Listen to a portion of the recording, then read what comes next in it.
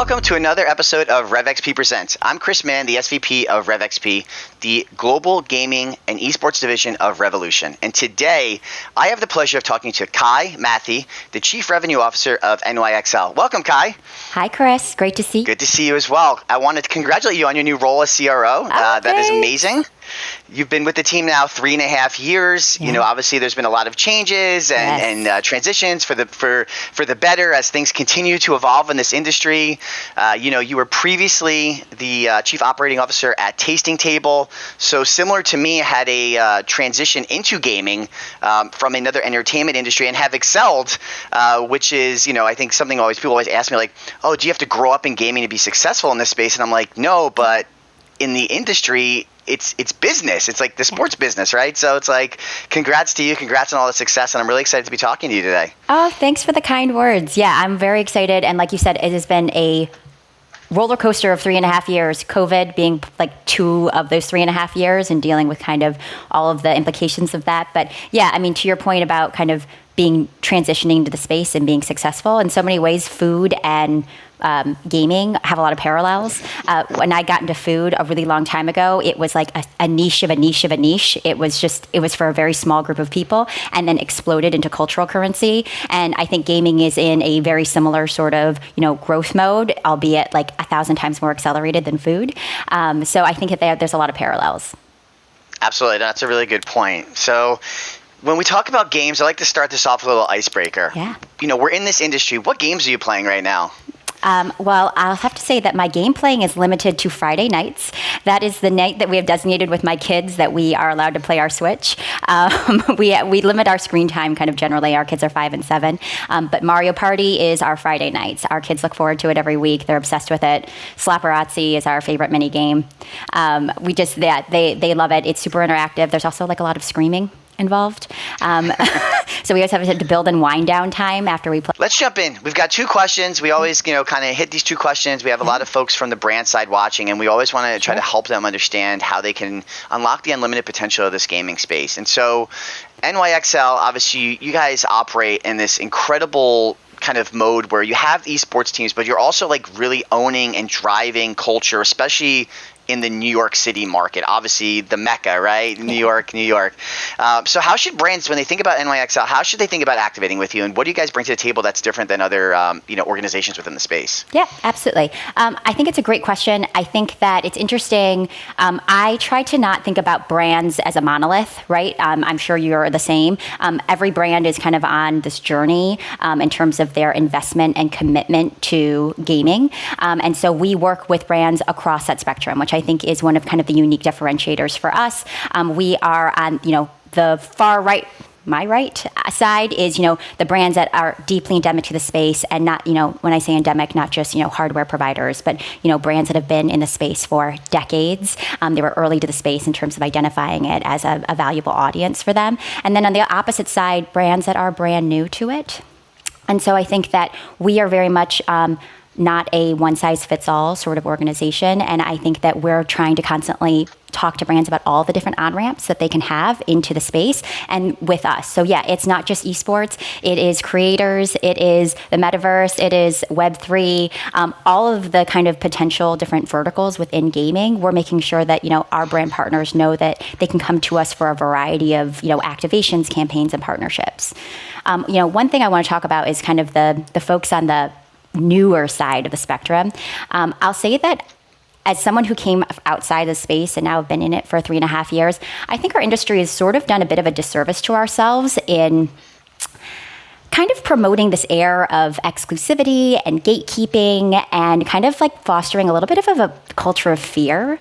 Like, you should be afraid to activate here because they're super skeptical. The audience is going to troll you. They're going to freak out if you have one toe out of line. And I think it's kept a lot of brands from coming into the space. And I'm a big believer that like more the merrier. And I also think that you attract more flies with honey than vinegar. So I think I personally am constantly trying to reframe the conversation away from sort of like the negative, like, well, we're afraid of what to do. We don't have a fully baked strategy, so we just won't play it all. I think it's more important for brands to like get some skin in the game and participate and learn and iterate as they go. And so that's a lot of the conversations that we have with brands that I always want to like take time to reiterate that like you don't need to have all of the answers. You don't need to have millions of dollars dedicated to gaming to be successful there. There's so many ways to activate that'll be impactful. Yeah, I think it's a really good point. I mean, I remember when I got into the space in 2016, 2015, and we were working on T-Mobile, and I remember that was like, it was this fear of like, you have to do this, or if you don't do this, you have to partner with these people, or you have to, like, everyone used that, and still to this day, like, you have to be authentic. And I would always say, coming from like working within the traditional sports ecosystem for so long, right, you have to be authentic in anything you do. And sure, gamers, are having a more of a two-way conversation. They're very much more vocal. They're very much more engaged maybe than 100%. Traditional sports fans. But at the end of the day, if you're a brand that comes in and you add value to their experience and do it in a way that engages with them, that you're part of it and you're not taking away from things, you're not inserting yourself into areas where it doesn't make sense. Like, be a brand that comes in and adds value. And I think it's less about, you hear this all the time, like you said, it's more about the honey than vinegar. I think that's gotten better in the industry, but to your point, there's still a lot of that. I was on a call yesterday where someone shared with me, like, we've got to own the metaverse and we can do this with the metaverse, and if you're not in the metaverse, you're going to be a brand that dies. And I'm just like, no, like, just no, that's not how it works. And it's like this fear, this, almost like using FOMO as a tactic to try to, bring in business is not, it's not something you do, not something that we do. And I think that's why we've been successful. Yep, that's exactly right. And I think that, it's also, I'm just laughing at that metaverse example. Like, what metaverse? Which metaverse? What metaverse? What metaverse? Exactly. That's like hilarious. But respect that they're thinking about it and they want to do big things. But yeah, I think that there's you got to unpack that a little bit. And I think that also for brands, when we talk to them, I think sometimes there's a bit of they feel overwhelmed by the options.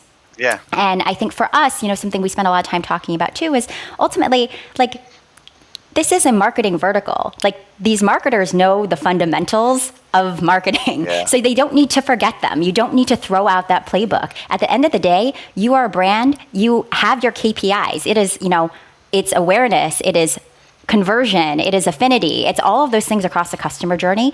Let us know where you are in that kind of journey for your customer, and let us come up with a really great campaign for you that's going to meet that KPI. And I think the other thing that, brands that I think are the most successful in the space do is they trust the partners that they work with, right? So they're trusting you guys at RevXB, they're trusting us at an org level, they're trusting YouTube at a platform level, and so on and so forth. I think the brands that struggle are the ones that kind of have that box checking mentality. And it's like, well, I spent a lot of money on this really beautiful car commercial or whatever it is, and it's 90 seconds long, and this is what I want everyone to see. And it's like, that's great. I love that for you on linear. That doesn't make sense for us. And I think brands who are really open and allowing to have that kind of two-way conversation in terms of collaboration, those people are going to win.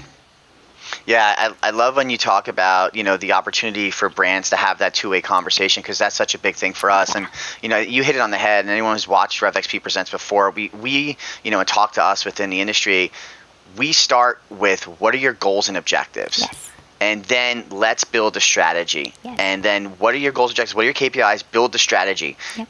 We're a gaming agency.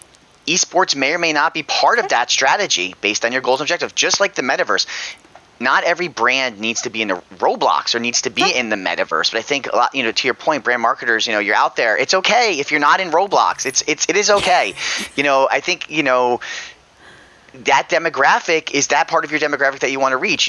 Why Nike is in Roblox is much different than why another brand may be in Roblox, or or different brands, because those brands have different KPIs. And so, chasing the PR cloud or the buzz is different than having a strategy. Now, if that's your strategy, then that's fine. But long term, I think there's going to be some challenges with those strategies, because you're not there, you're not adding value, you're not being consistent and engaging, you're kind of jumping in and jumping out, and that's nice. But after you get that win, what do you do next? What is happening long term if you get that win in the space? That's right. Yeah, I think there's a lot of brands that plan for sugar spikes, and I think there are certain one-off activations that give you that high, and that's great. But if you don't have a larger ecosystem that's planned out in terms of, like, how are you connecting with that audience pre, during, post, and evergreen. I don't know. I think that you're always chasing that one-off high, and that doesn't seem tenable to me, right? Because then every time it has to be bigger and better, and it doesn't. I don't think you're building longer-term equity with a strategy like that. Yeah, and sometimes bigger and better equals more money, especially in this space, because scale, influence, engagement cost money. Yes. Like that's what drives your revenue. Like like if you've got 5 million followers, then that's different than partnering with someone with 5,000 followers, right? And Correct. It just, sometimes it's important for brands to really understand that. Give us your goals and objectives, whether it's talking to you, talking to us, and then we can build you really sound strategies based on what your goals and objectives are, and have a transparent conversation on your budget as well. So, all right, we've got a couple minutes to go, so I want to ask you this question, because I love this question, especially when it comes to an org like you guys with NYXL, always innovating, always driving, again, culture. Love what you guys have been doing across the board, and love that we really haven't even talked about esports this entire time. You have 2 top-flight esports teams, as I have the inaugural Overwatch League jersey behind me. Let's talk about what are some things you're looking forward to in the future, right? Because brands always want to disrupt. They want to be first. They want to do things before anyone else does things. Yes. I like that, but I also want to do things right. So what are you looking forward to? Like, what are some cool innovations that you're like, wow, I can't wait till this happens, because this is going to just blow everyone's mind. And as a brand, you need to be aware of this. Yeah, absolutely. So there's 2 places that I am most excited about for the future of our organization specifically. First is on content. We hired a new CEO and chief content officer at the beginning of this year. Between them, they have sold hundreds of millions of books, a dozen New York Times bestsellers, millions at the box office. They are IP juggernauts. And I feel super, super excited to be bringing that IP development, entertainment, Hollywood sort of focus in terms of storytelling and content production, syndication and distribution to what we're doing in esports and gaming to really elevate what we're doing. And not just elevate our personal brand, but also elevate the creators and the talent that we work with, right? It's impacting how we're structuring some of our talent deals in terms of, what kind of share people have in terms of ownership of IP. It's just bringing a different spin and flavor in terms of how we are approaching content in the market. We are talking about film, we're talking about books, things that I didn't think was even on my radar in the past 3.5 years. So on the content side, I think that you're going to see a lot of very kind of cool projects coming out from what we're moving towards, more of an entertainment bent versus kind of core esports. The other thing that I'm super excited about is all the stuff we're doing on Web3. We are really fortunate that from the top down of our co-founders all the way down to, the youngest members of our team, we are all in for Web3. We know that's a big hill to climb. It's super, super new. We are just about to announce a really enormous metaverse deal with Pepsi and Mountain Dew. We are building them a custom venue in Decentraland. It has been a whirlwind of a project. But ultimately, at the end of the day, we know the onus is on us, NYXL, to show value to the community. This is not a box check. This is not to be first in the market. It's a new frontier to provide value and fan engagement and tell different stories. And so, whether that's NFTs, which our audience, we're the creators of the only NFTs in the world with Activision Blizzard game IP. We are thinking very thoughtfully about how we're approaching it, but we also our audience roasted us when we launched it, right? They were not for all the right reasons. I totally get it. But over the past 6 months since we launched it, the sentiment has very much changed because we've shown utility, we've shown value, and that we're deeply committed to that from the long term. Anything before we get out of here? Where can people find you? Where can people find me? They can find me at kai@nyxl.com. I'm also on Twitter. You can find me at, I don't even know what my handle is, but NYXL Kai. You can find me if you put me if you search for me. We'll link it. We'll link it for you. That is it. That's awesome. Another episode of RevXP Presents. Kai, thank you so much for joining us.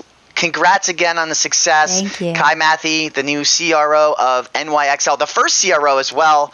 It has been a pleasure talking to you as always. And everyone out there, thank you so much, you guys. Have some fun, play some games, stay safe. Until next time, we'll see you soon.